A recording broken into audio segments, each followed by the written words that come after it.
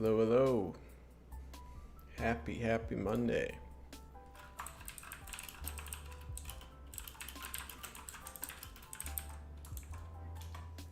Welcome. Oh, sorry for the squeak. I need to get some WD-40 on this thing, man. Tell you what. It's a mic arm, right? I got a mic arm here. Every time I move it, it squeaks like a velociraptor. It's terrifying. Not great. Happy Monday, guys. We'll get going right at 8:30 as we always do. But want to jump in here a minute early. Just say what's up. Hope you guys had a good Monday afternoon, early evening. I was up watching the softball game last night, and then I just couldn't make it past midnight, man. I used to be able to make it up for like any game. But then midnight rolled around, and I was just like, I just can't do it. Bummer they lost. How does Michigan softball have to play a game starting at 11:10 Eastern time? Isn't that insane? I don't get it. But give a few minutes for people to roll in. If you're watching this after the live stream, welcome from the past, or I should say from the future. I don't know. But skip ahead to about 5 minutes in the VOD, and we'll get kicked off there. But Ja'Den McBurrows, man, interesting guy. Lots to talk about today. Lots to talk about. Very conflicted reports. His film will be one that's, excuse me, really interesting to look at. So we'll see.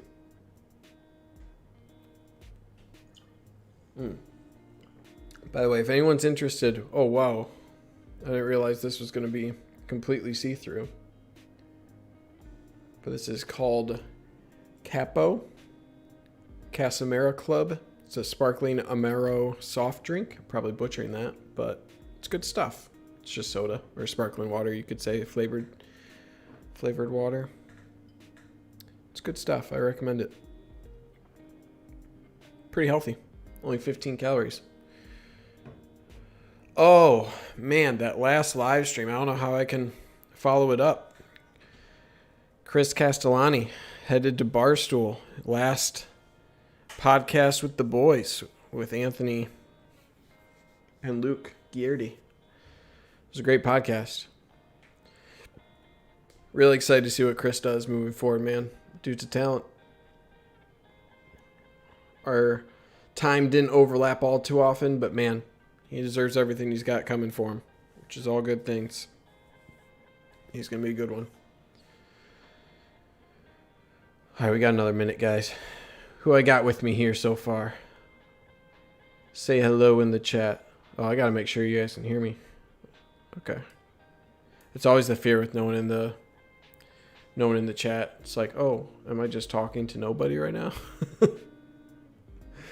But no, I see that. Audio or the music should be at a decent level as well. As always, let me know if you guys want me to pump up the jams or anything.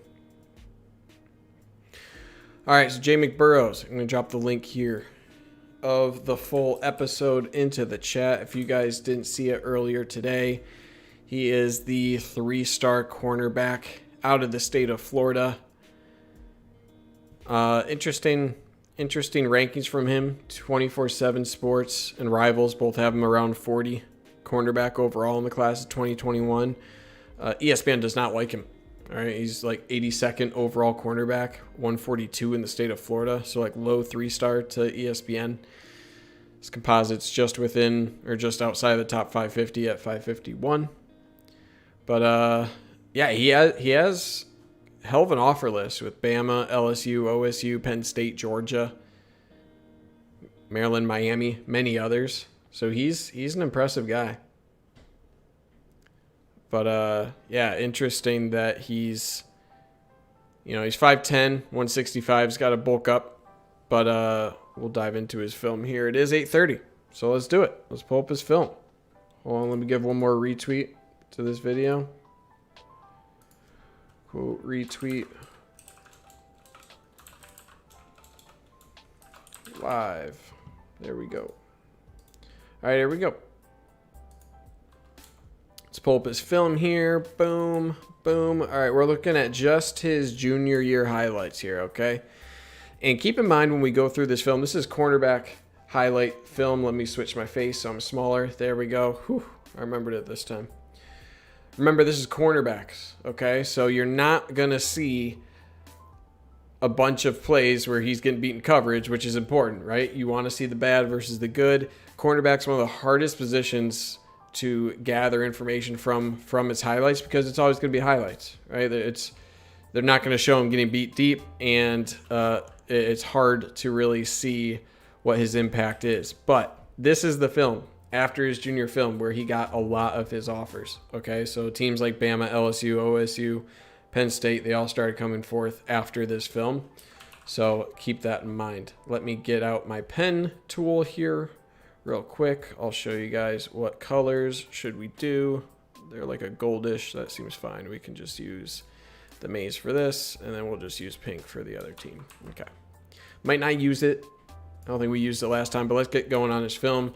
Like I said, 5'10", 165, 3-star cornerback, St. Thomas Aquinas. Okay, so this is a national level. That's just a gift of a pick six right there, right? I don't know what he's looking at. Good instincts to jump that route, though. But St. Thomas Aquinas, all right, really, really good team out of the state of Florida. They're a national level program out of Florida, play a national schedule. So he's battle tested, okay, in terms of like, well, who's he playing against? This is really advanced, right? He's able to read the eyes, read the motion of the quarterback here. What's up, Let's Toast Media? Welcome back, buddy. So he's on the fly route here, right? He's on this guy out here running the fly route. And he comes off of that to get this kind of crossing route, I think, right here, right? Because his eyes are on the quarterback, right? Since his eyes are here, he comes off of this fly route, which is risky, right? Well, if it's a pump fake, whatever, but the main thing to look at here is his timing, okay? He's only moving now once the ball is out of this guy's hands, and then boom, get off of his route, jumps the crossing route, and that's a big pick. So instincts are something that pops off the tape right away, right? A couple of really good instincts here. Again, right there, coming off of his initial guy. You see this guy initially. He's on him. Sees the guy coming out of the backfield, recognizes where the play is going. His eyes. Again, where his eyes in the backfield, he's ready to jump that.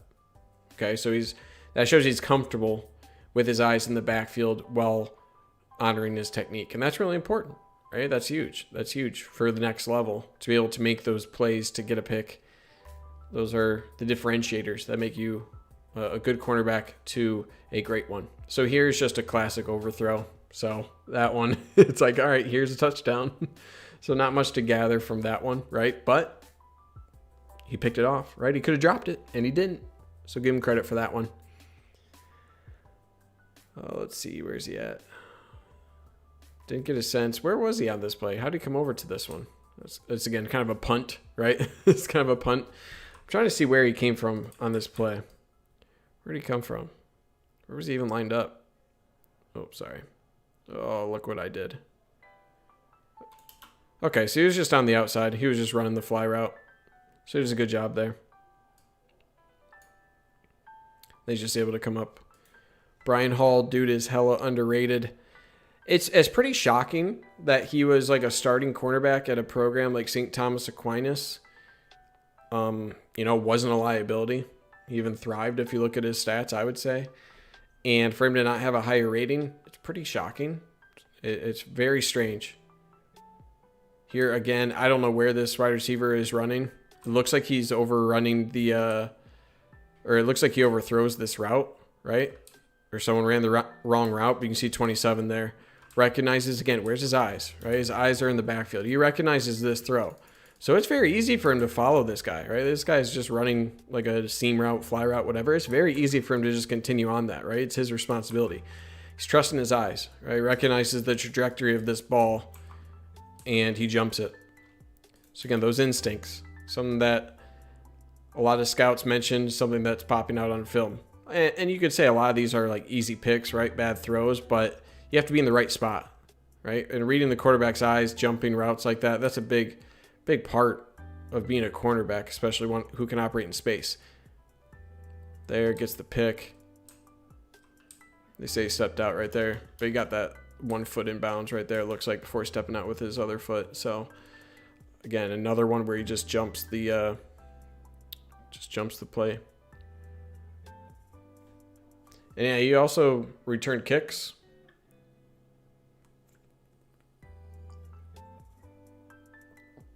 He's a quick guy. All right, so he had 11.01, excuse me, in the 100-meter dash, which is a solid time. Not excellent, but really solid. Here's another thing he did. He had like 4 punt blocks in his junior year. Let me verify that it was his junior year. Yeah, 4 punt blocks his junior year. Okay, so field goal block and punt block. That's something that he is just amazing at. He just has a knack for it. All right, think of like Cleek Hudson, right? Same sort of deal. He can just get around that edge, just has an affinity for blocking kicks. And if you're talking about early playing time, that's something that'll get you there, right? If you have a knack for that. Here he shows off speed. Not like super elite speed, right? Like there are guys who caught up to him. Yeah, he was juking a couple guys. But I'd put him in like the 4.5s. Probably tops out around there with his speed, which again is plenty. That's plenty of speed. All right. Ugh. Sometimes these glasses just hurt my face. There, gets around the edge, and that's good speed, right? He has plenty of speed. A little bit like Jordan Lewis speed, okay? Where Jordan Lewis plenty fast, but more quickness that I like. Jordan Lewis is not my comp, just because Jordan Lewis is a hard guy to comp to, because he was just amazing. But size-wise, kind of reminds me of that. Oh, I hate this. If anyone here is watching and they're in charge of making highlight film, just cut out that audible, right? I don't need to see all that. Here, again, good job jumping this route, right? Eyes in the backfield for sure. Again, able to make a jump at it there. Breaks on the ball extremely quick. And that's what I mean. His quickness impresses me more than his speed. He's able to pair his solid IQ with quickness out of his break. This is another thing. He's able to stick with guys on fades extremely well. So he's able to turn his hips on like wheel routes, fade routes. He's able to run with guys extremely well. There, good break on the ball. Right, this is one of the toughest routes for a corner to defend against. Just a quick 3-step slant right there. Right, boom, gets out of his break, and I love the angle he takes here. Right, he knows exactly where the guy's going to be. So he's able, because of his trajectory here, because of the path that Ja'Den McBurrows takes here, since he's on this path, he's going exactly where the ball will be. And this is almost more impressive because this guy's not even looking there, right? Where's that quarterback even looking? Oh wait, no, he is. Never mind. I don't know what I was looking at. But he does start to break pretty quickly. Okay, boom, turn his face, boom. Now he's breaking on the ball. Ross Hickson, yeah, he plays at St. Thomas Aquinas, so this is an extremely good competition level he's playing against consistently. And his stats for this film, specifically junior year, 37 tackles, 15 pass breakups, 6 picks, and 4 punt blocks. So again, here was a good look. Let me go back here. Oh, my face is in the way of this one, isn't it? Let's see how much. Oh, we can still watch some of it. So on fly routes and fade routes especially, he's able to defend those pretty well. If my face is in the way too often, just like scream at me, and I'll just duck. I'll just move my face down. Again, here he is punting blocks. Punting blocks, blocking punts. Can't speak. I like his little jumps in celebration. Yeah, here he is again, right? He had 4 of these in his junior year. And he's just there fast, man. Like, it's not even close. And I don't know about you guys. I love to see someone who really thrives in special teams, right? That just shows they take it seriously. Okay, and obviously they take the game seriously, but punt blocks, they're not plays off. They're plays, they give you an opportunity to make a giant play. And he uses his skills really well to do that. And yeah, takes a good angle here as well. Again, out of his back pedal here, he shuffles, and then boom, cuts out in front. He doesn't have the best hands. He'll drop a couple of them in this film, but I mean, as a corner, you know, pass breakups are the primary thing you want to see. Here we are again with the audible. Okay. Here he just hoists this one up. He looks kind of beat on this one, but he's able to make up some ground there towards the end of that play. Here on the outside again. Okay, here we get to see him running with a guy, right? This is what I'm talking about. He's great at getting in the hip pocket of the wide receivers, right? This is a great clip to actually show him mirroring a guy off the line of scrimmage. And I wish we saw more of this, but we just don't. So what I like, this is just good technique, and I forget what video I was watching, but he does a good job of punching with his, whoa, I punched my mic arm, punching with his inside arm, okay? And what that does, hold out your left arm right now, and then try to turn, if your feet are on the ground, try to turn your hips that way, right, to your left. That's really hard to do, right? You just can't do it. Now, if you do your right, it's a lot easier. As you push off that wide receiver, your hips naturally turn, right? You can see even with my chair, as I extend that arm, my hips are naturally turning to the outside. So when you're looking for like technique on getting your hands on the wide receiver to turn and run, especially in a press situation like that, those are things that are really important to get right and to do almost absent-mindedly, right? That has to be ingrained in your technique to be able to punch with the right arm, to be able to mirror those movements, get on the wide receiver, no wasted movement, and be able to just run stride for stride. You can see, we can't see his right arm, but it's clearly like in the hip pocket there. He does a good job. There's not a whole lot of room between himself and the wide receiver. So that's even if that ball is perfectly thrown, it's a well-thrown ball, that's a really tough job for the wide receiver to try to pull that one down. And then he has good timing here, challenging that ball right at the end of the play there. Gets his hand in there, and that's just a really good challenge. Right? You can't do it much better than that. So I really like to see that punch technique with the correct arm and his ability to match the route extremely well. I don't even know where he is on this one. Oh, he's on the left side here. That's great. Right? He does a good job here passing off the inside route.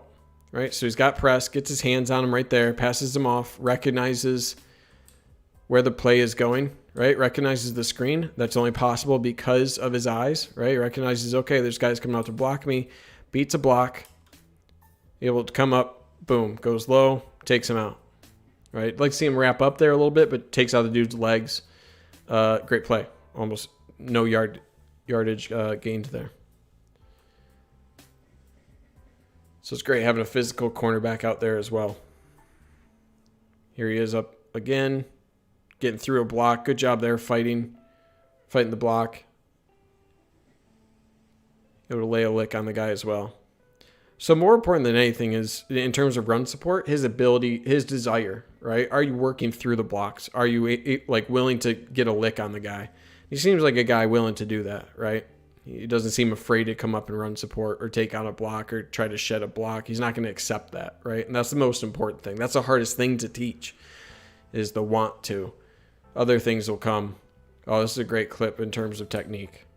Another great clip for technique. Here's the thing again. He doesn't get his hands on him this time, but you can see, watch his hips moving, right? Boom. I'm going to shade to the outside. And then the guy makes kind of another move, so he resets. And then he flips his hips really quick, runs with the guy, gets his arms on him. Doesn't really hold him, right? Look at that arm. He's not really holding, some hand fighting, but no holds there. That's never going to get called. So that's a good job. One of his best attributes is turning and running with a guy. All right, he's very quick at doing that. That speaks to your hips. I would love to see his shuttle time. We didn't get that, but here's a little subtle. You can see him at the top of your screen. Oh, is that where he is? Where is he? I think he's got to be up here. I think this is him. Maybe I could be wrong. Let's see. He got a little hold there, but then he tracks down the tackle, so that wasn't his guy. But good job coming off of his man making the tackle on a potential big play.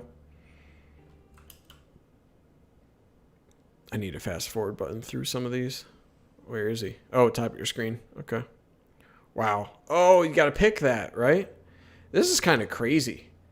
This is kind of crazy because he's not even looking at the wide receiver, right? How does he know this? This is pretty wild because the wide receiver, he's just running a fly route, right? And his eyes, he is looking straight at the quarterback. Quarterback's looking straight at him and then just throws the ball at him. What is that? Clearly the dude missed the hitch call, right? Dude's just running.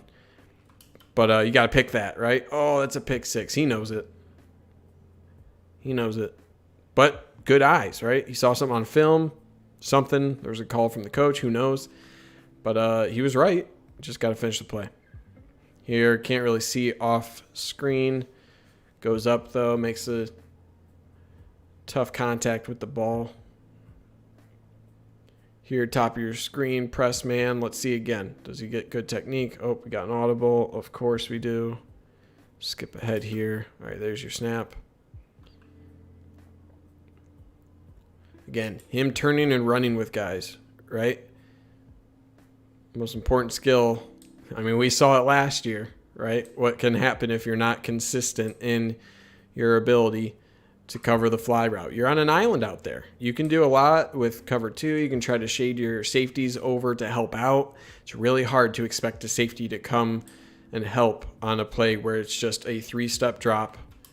1, 2, 3, throw up the fly route, right? Very, very seldom will you have any help over the top on a play like that. And right there, this is just the key aspect. How quick is he when he makes contact? He's in his back pedal, right? Boom. And how quick is he able to flip his hips, turn, and run with the wide receiver? Can he do that quickly?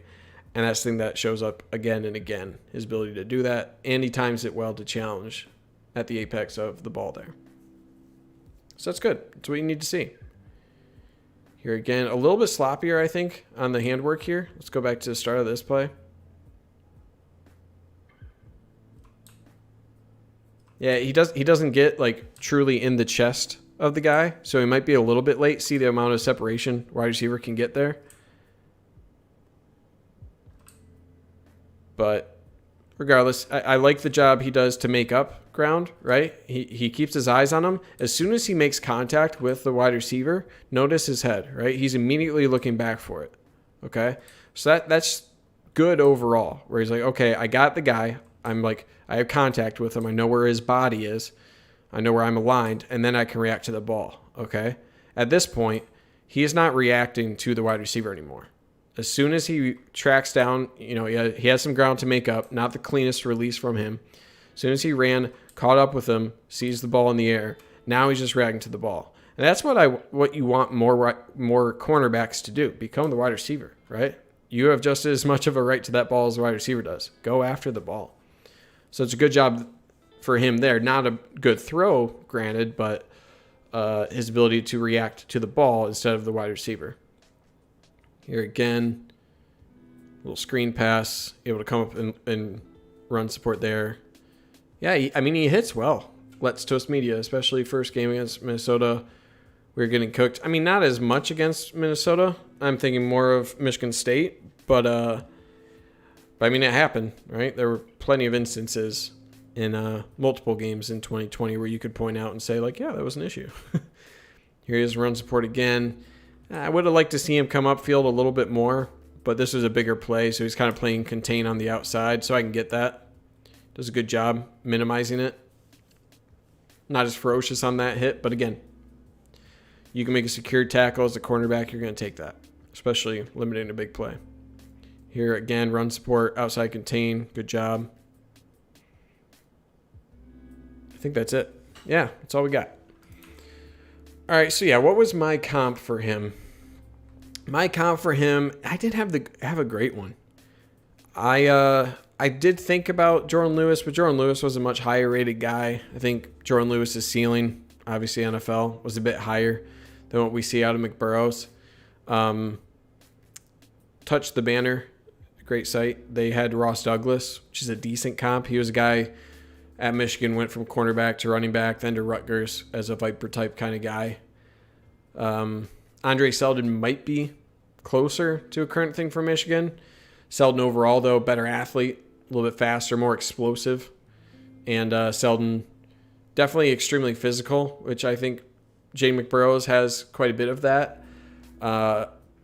But Seldon's a bit smaller. So I think Ja'Den McBurrows could hack it on the outside. I thought about comparing him to like DJ Turner, but DJ Turner wasn't really that fast of a guy. McBurrows was lauded for his speed, despite not maybe having the top end speed that some other guys had. So it's hard to say, man. It's hard to say for him. I don't think he's an immediate impact guy. I was really high on Andre Seldon. I think he could still make a huge impact in year 2. I do think Ja'Den McBurrows' path is closer to that of DJ Turner, a guy who will redshirt, take a year, and then be part of depth before potentially breaking through as number 3, number 2 cornerback down the line as like a redshirt junior or so and have a couple years in that sort of role. He could replace whenever nickelback kind of with Andre Seldon, whenever that gets past Andre Seldon's point, you could have Ja'Den McBurrows stepping in there. I think that could be a really good role for him as well. So yeah, we'll see. I do think he's underrated for 551 on the composite. That's pretty crazy to me. He looks to me more like a 400 overall national guy. Just because he's battle tested, right? You don't survive at St. Thomas Aquinas with 6 picks, 37 tackles, 15 pass breakups. You don't have those stats unless you're a top 400 or so recruit. You just don't. Not against that competition level. So for the composite to have 42 other guys in the state of Florida, 77 other guys in the state of Florida ahead of him, 42 cornerbacks ahead of him, I don't buy that. I think he probably would deserve probably a top 30 cornerback overall rating. Let's actually do this. Let's actually go to where did we go to that? Cornerbacks. Let's go to composite cornerbacks and let's see what did I say? Like 30? Let's look at the 30 overall cornerback and see where that would have put him. Yeah, man. Right there. I said 400. This guy's ranked 397 in the country overall. I think that's about where he should go, or where he would be put, which I think is also about right. That'd put him right on the 3-star, 4-star range.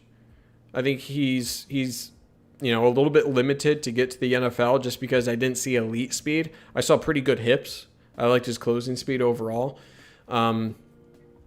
But I don't know about true top end potential, like ceiling level, but he has potential to at the very least provide great depth, be a second cornerback or a nickel cornerback and thrive extremely well at a high level. I think he can absolutely do that. And I think that is his long-term projection. Short-term, redshirt freshman year and onward, get him on punt block and kick block. Have him come off the edge, man. He has an affinity for that, right? We saw that. 4 punt blocks his junior year. That doesn't happen often, right? That doesn't happen. That's a weird stat. And when a guy has a weird ability like that, you take advantage of that. So I'm glad Michigan held on to him. He's a guy who Miami was really looking to push hard for, trying to commit or get him to flip from Michigan to the Hurricanes late in the cycle, and he stuck with his commitment. So I'm glad he did. I think he provides great depth to that position. I think down the line he could establish himself as starting nickelback, number 2 cornerback on the outside if he develops well enough. So, all right, that's all I got, guys. Another episode coming Wednesday. All right, I'll spoil it here. George Rooks, defensive tackle. So come hang out for that. Like this video if you liked it. I appreciate you guys for coming back. Welcome back, Let's Toast Media. Thanks, Ross and Brian, for your comments. But like the video, subscribe. We're closing in on, 3,900 now subscribers. So Let's try to get to 4,000. But otherwise, man, see you guys on Wednesday. All right. Best of luck, Ja'Den McBurrows, and hope you guys have a great rest of your Monday night. All right. Go Blue.